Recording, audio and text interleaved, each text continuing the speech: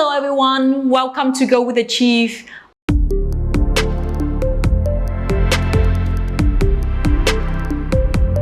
Today we are welcoming a very special guest.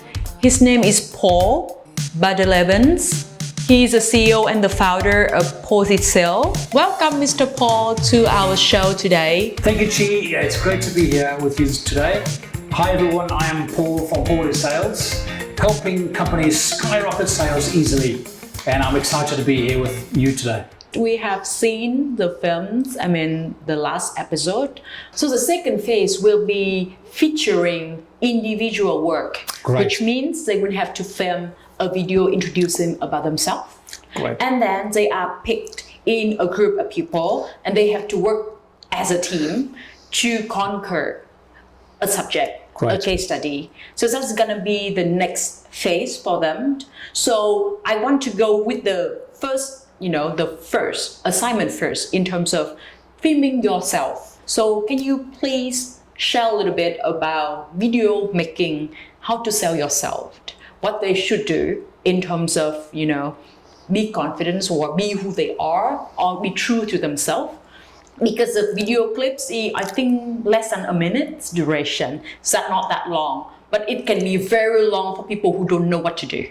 Please. Yes. I think the first thing is to handle your nerves and your worry. True. Because a lot of people, it's not natural for them to do that. We know that because I interview 20, 30 people every week and I can see they're very nervous when they're handing over their resume. And I would imagine they would be nervous doing a video. You can imagine that your video is your friend. Yeah. You should. Your best friend. And you can imagine that you are talking to your best friend. Okay? And very often, how I started, you have your best friend on the other side of the camera. Oh, so you have someone to film for you? Yes. Even I use a static camera. Or even you have it in your hands, bouncing around. I can tell you that the Facebook algorithm will take that video higher than if you do a professional. True. So if it's bouncing a little bit, don't worry. Even if you're doing it by yourself, Yes. it's more authentic. Exactly. So be authentic as well. That's right. Yeah, I think be authentic. And the camera is your friend. Yes. Okay. And if you've got a 30-second video, the first 5 to 10 seconds is the most important. Yes. You want to bring energy. Okay. And so you want to bring a smile on your face. A smile. You want to bring the smile. You want to see the teeth. It's a smile. And people can see that you are enjoying being in front of the camera. That's true. Yeah. You're not nervous and you're confident. If you are doing a marketing or sales video, I suggest just go and Google the 10 most popular places in your city. So whatever city you are in, you just Google what are the most iconic places in the city and put that in the background. Okay. That's a good tip. I tell you why. Good tip. We've done thousands of tests.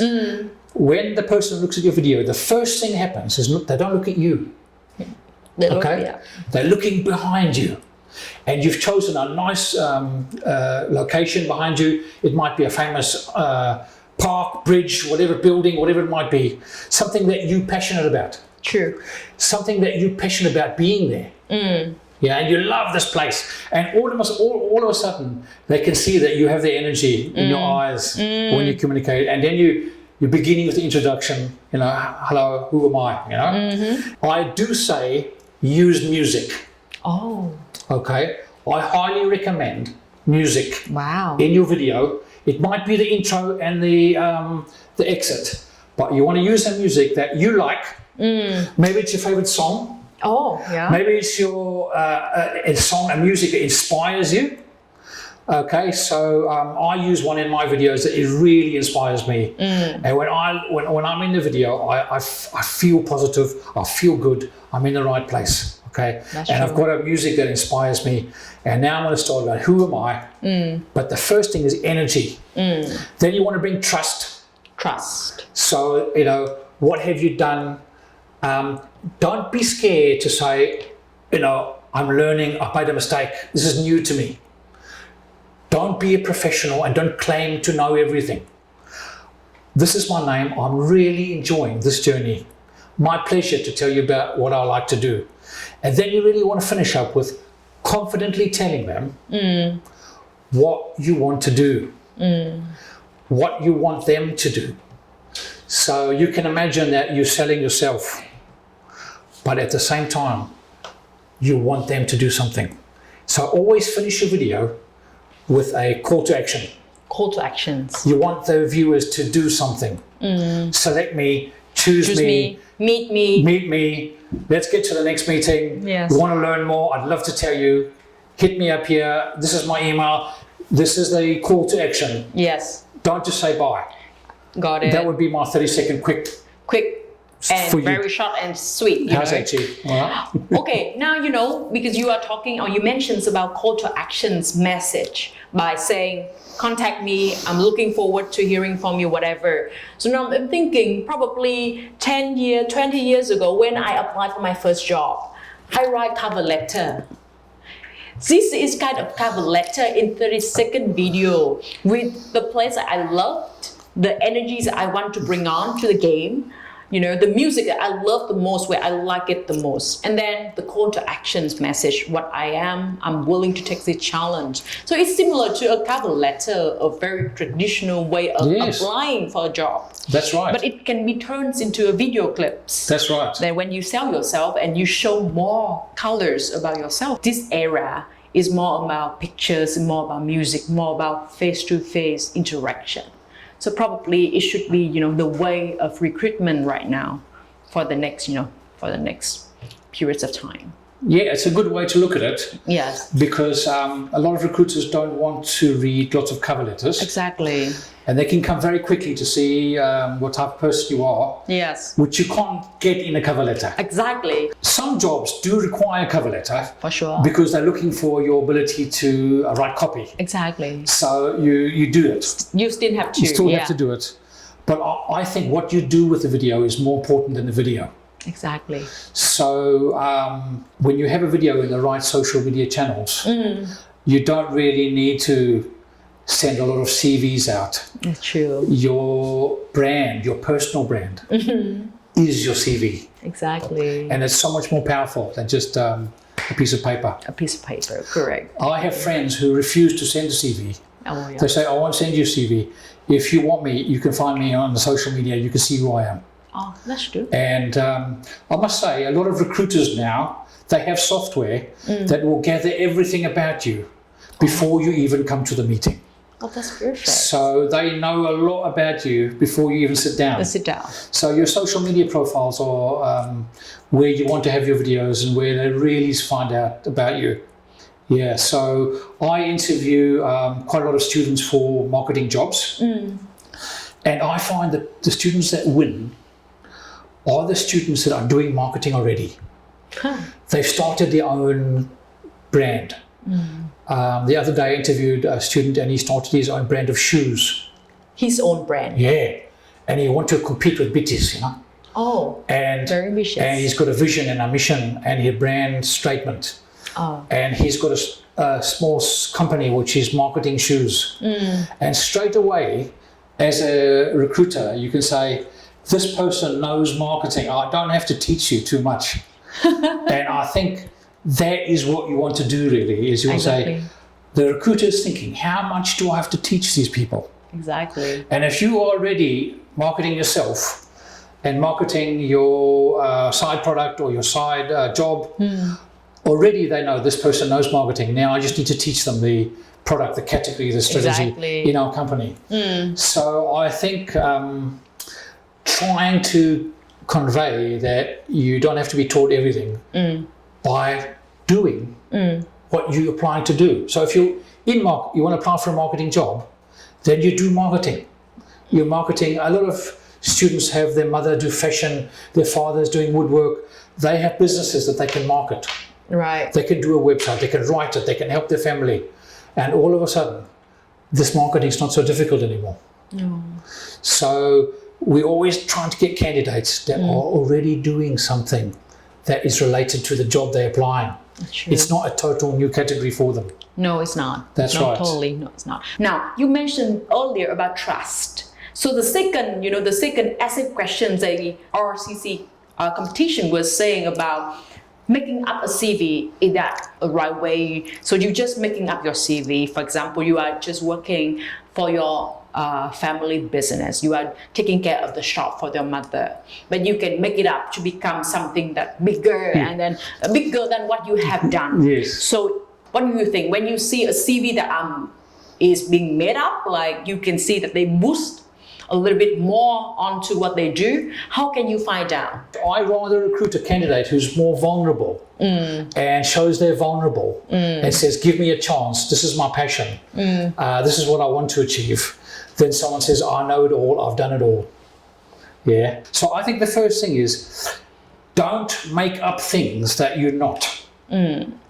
It's okay to say, it's better to say, I don't know 100% about it, but I'm very passionate to learn. And this is the reason why I'm applying for this role. That is much more powerful. And I think for Vietnamese, it's not easy to do that. Not easy. Not easy, because you think that if you show your weakness, that you're not going to be selected. In fact, the opposite is true. That when you show your weakness, you're vulnerable. But then how you plan to improve yourself and your desires and your roadmap, that is more powerful. Yes. Because companies would rather recruit someone like that than someone who is perhaps knows it all and will come to the company and do it their way. Oh, that's very dangerous. Yeah, that's very dangerous. So, in our case, we want people to do it our way, but we want to use their strengths and their skills. And maybe they can make our way better by contributing. And it's nothing wrong by saying, I'm vulnerable here. I don't have 2 years experience in marketing. I've worked in my mother's shop and I do selling and I'm getting better. And I sold to 5 people last week. That's fine. Don't have to say I sold thousands of dollars and try and compete. All right. I sold to 5 people and I learned that I need to get better. True. And that moment where we can look into the candidate's eyes and we can see that they're not afraid to say, I want to be better at this particular subject. That's why I'm here. Is so powerful. And so listen to me, I think. Don't be scared to show your weakness, but don't leave it there. Then say, this is what you've done. This is how you want to improve. And this is why you're here. That's true. Because like for me, like when I had the experience of interviewing young people, I would love to see their attitude more than they can share about their experience. Because when the attitudes, they want to learn, they want to fix their weakness, they want to learn more about your associations. Because in the end of the day, when the company hire you, they are looking for a fit. A fit means you can be very well, you can be very good, but are you going to be the way we want you to be in our company? Yeah. That's more important for them as an employer. And it's better for you, like if you know yourself and you know that you will be a good fit, and how can you be that fit? Because when you can be the person they are looking for, you can be able to learn, to improve your skill and so on. So when I see people who are younger and have a lot of good attitude, want to learn, want to work in a team effort, don't like to do individual work, then they are the potential candidates that I would choose for my company. That's right. At any level. So recruiting people, I always ask them, imagine you in this company in 5 years. What would be your story in 30 seconds? Oh, wow. So remember the video we started? Yes. We do it the other way. Now you've been in the company 5 years. 5 years already. Tell me in 30 seconds of your story. So they've got to futurize a successful career. And I know that when people futurize the success, that's when they start to be successful. Okay. When they can imagine it. So somebody might say, I launched a new product to help millions of people in, pharmaceutical category with headaches, and I'm so excited, and that's my story. Yeah. So the main keyword frame is energy, Energy. So when we're doing a video, energy, because if you want to work in this company, you're going to come with energy, right? And your video is going to be energy. Not shouting and screaming and singing, but really leaning forward, very energetic, very enthusiastic. So energy. Then from there we build trust. Build trust, trust. Yeah. And then from there we build confidence. Now I'm confident in this employee, this candidate. So energy, trust, confidence. That's the framework that you try to do in your videos in your game. And I think we finished off with some tactics around imagining yourself in the role. So it's about forward thinking about now I'm in the role 5 years.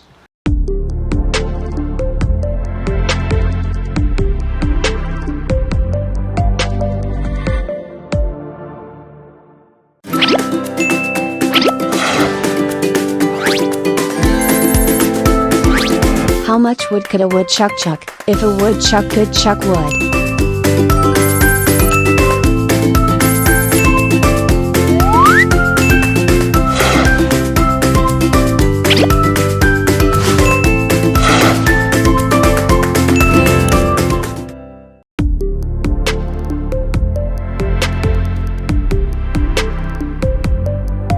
But you mentioned about you interviews a lot of students every week. So what is it about, like for your firms or to help other firms to select a good or right people? Tell me a little bit about that. So it's basically I'm recruiting people to sell for my company, market to my company, digital marketers. Oh, digital marketers. Digital marketers. But then my company really brings customers to other people. Okay. So I'm looking for people who can market other brands. To be really honest, Chi, what I'm looking for first, can the candidate fit into our company culture? Your company culture. My company culture or my client's culture. Okay. So will they fit? Will they thrive? Will they enjoy the environment? Because the company culture is so important.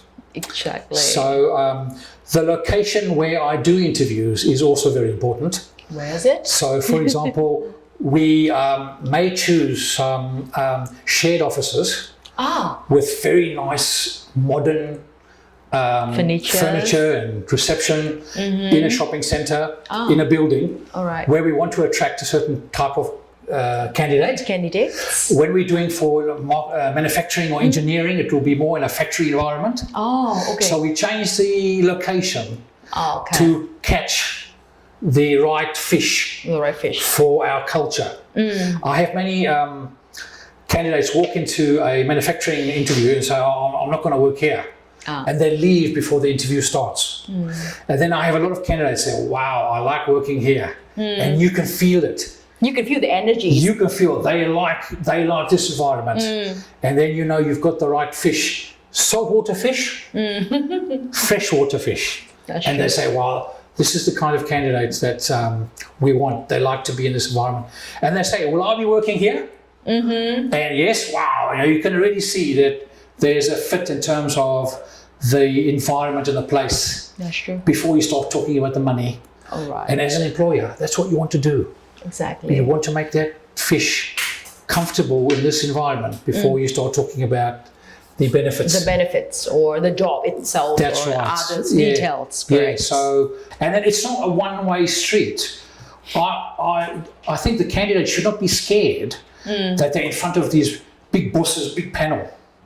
They should reverse and they should say, how does this company sell to me their culture, their benefits, their branding? Because I want to, it's a two-way buying here.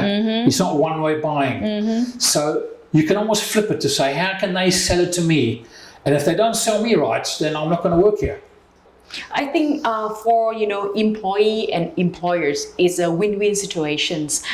When I go to an job interview, what I'm looking forward from the employers and what the employer looking forward from me has to be met. Like in a common point. That's right. So that's why I mentioned about personal branding is like when the employee needs to know themselves very well. They need to brand themselves so that they can sell themselves to the employer. But then on the employer's hand, hand, like the ends, they should know how to brand themselves as well, so as they can be very, like very interesting. They can be have a lot of benefits where people looking forwards toward. So that's something that I think is a situation, a win-win situation for both parties, but then we just need to meet at one point.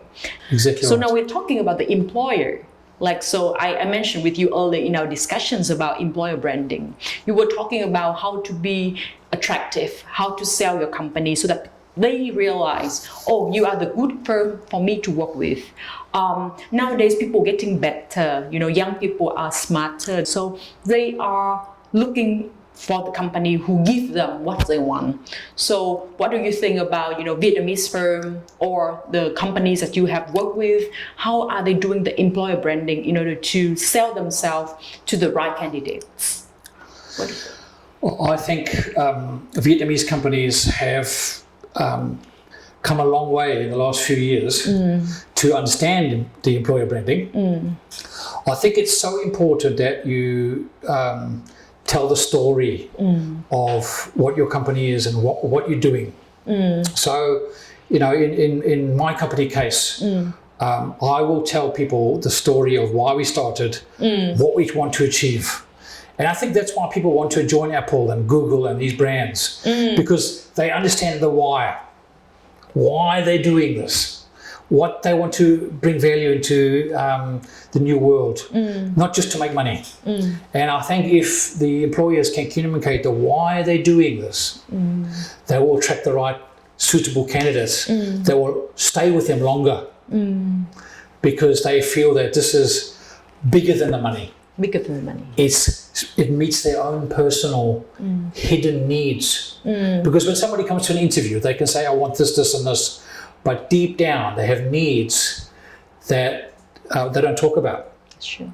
And the employers spend millions of dollars now finding out the needs of their staff so they can attract the right people. That's true. Yeah. So if you have a desire to help people, you might apply to work for, United Nations or Red Cross or those kind of companies. And when they tell their story about what they're doing, they attract the right kind of candidates. So I think it's more important now for employers to brand correctly, but be authentic. Be authentic. Be really truthful. And the best people to do that is normally from the top. So if the leader is talking about the passion of the company, I would be wary of companies where you don't hear from the leaders. That's true. And then I would say to candidates in interviews, if your line manager, the person you're going to be working for, is in that interview, there is the right place to be. That's true. But when you're interviewing and you're meeting, recruiting HR people, and they can tell you about the company, but it's not really what's happening. That's true. So I would say to try and get in front of the people that you're going to be reporting to and how they tell their story. And the most important question, why do they work there? Answering the questions why. Exactly. Yes. And so I have some candidates say to me, Mr. Paul, why do you work in this company? That's true. And straight away, I say, this is the right candidate for me. Because if you ask me this kind of question and you can relate to me, then you're going to fit into the culture. Oh, that's true. So like, for example, right now, if I'm a potential candidate to your company, can you, like in 60 seconds or something, introduce your company to me so that I feel like, okay, Mr. Paul is the right person for me to work with or to work for? There's 3 secrets to introducing yourself. The first one is to start off with, you had a problem. Because everybody can relate to people who have problems. People don't connect with successful people. They feel, That's lower. But everybody has a problem. And I will tell you that I was a CEO of the biggest company in Vietnam, BP, investing $4 billion here every year. Yes. But I had big problems. Okay. I had problems with agencies and advertising where we spent a lot of money, but we didn't get the results. And so I got frustrated with this. And for many years, I've been scheming on how to solve the problem. And so rather than doing advertising for clients promising that their product's going to be successful, we actually bring the sales to them. So it is a results-based marketing program. Okay. So you only pay when we deliver results. And not only that, a lot of agencies don't spend enough time understanding the ideal customer of their client.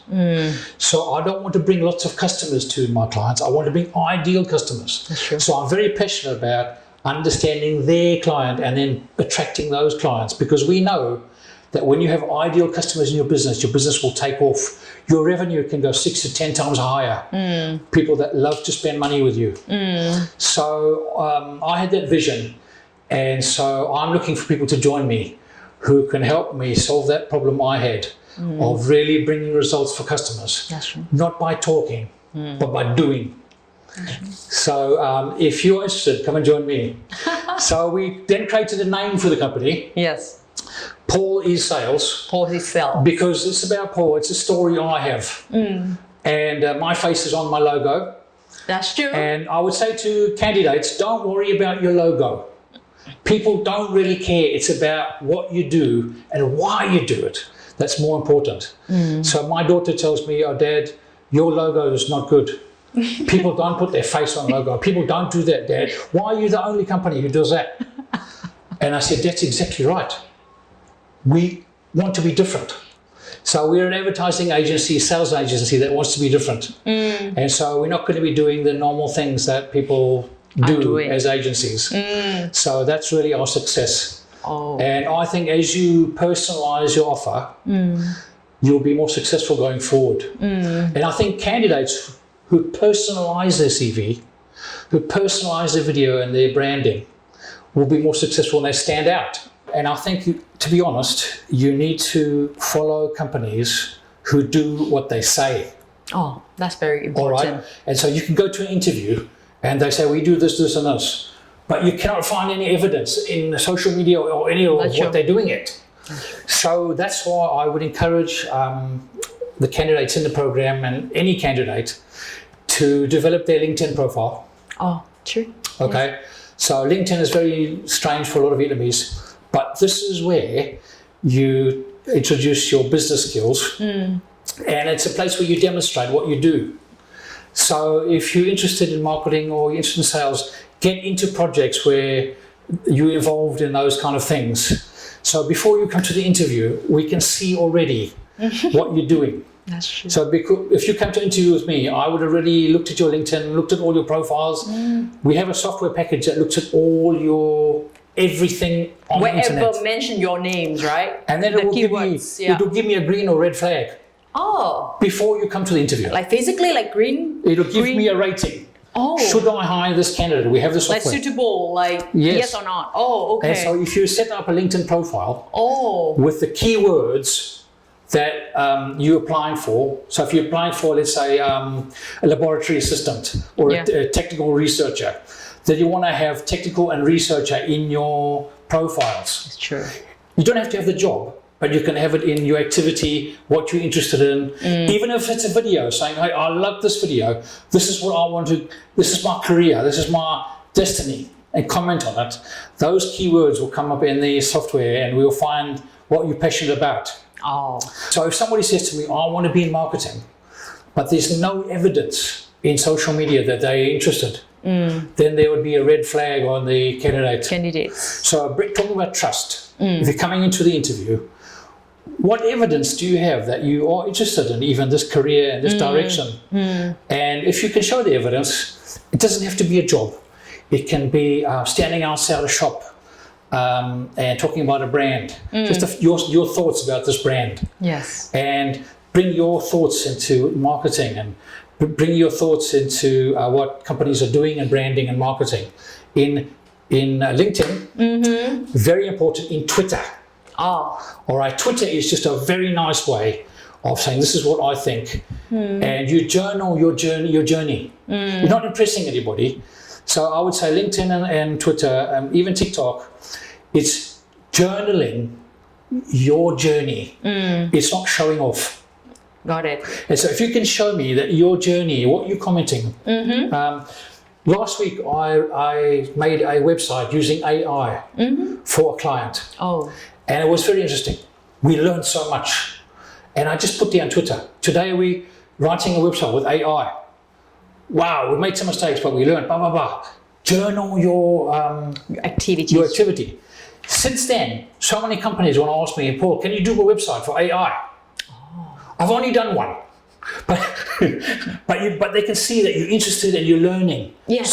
So for all the candidates, document your journey of learning that category in your social media. We will pick that up, and that will be your trust when you come to the interview. Exactly. Yeah. Yes, exactly. It's like 100% agree. I mean, TikTok or LinkedIn show your journeys, your comment, you're interested, you like this topic, you don't like that topic, you have endorsement in terms of this skill, then it shows everything there. That's and right. They will see it as a reference links to what you have said, what you have sold yourself. Right. Yeah, exactly right. I think this is for today, our discussions. I really love hearing your whatever you have just shared, your experience, your tips to the students who are going for the next round of the competition, but also for students who are at home about to enter to an interview, and what can they do to impress the future recruiter. It's very important that they can hear your experience of 19 years in Vietnam and 6 years in Thailand, and then more before that. Thank you very much for coming. Really lovely to welcome you here, and I look forward to seeing you again. Lovely, Chi. Thank you so much for having me. Yeah. It's been great to be here. Thank you.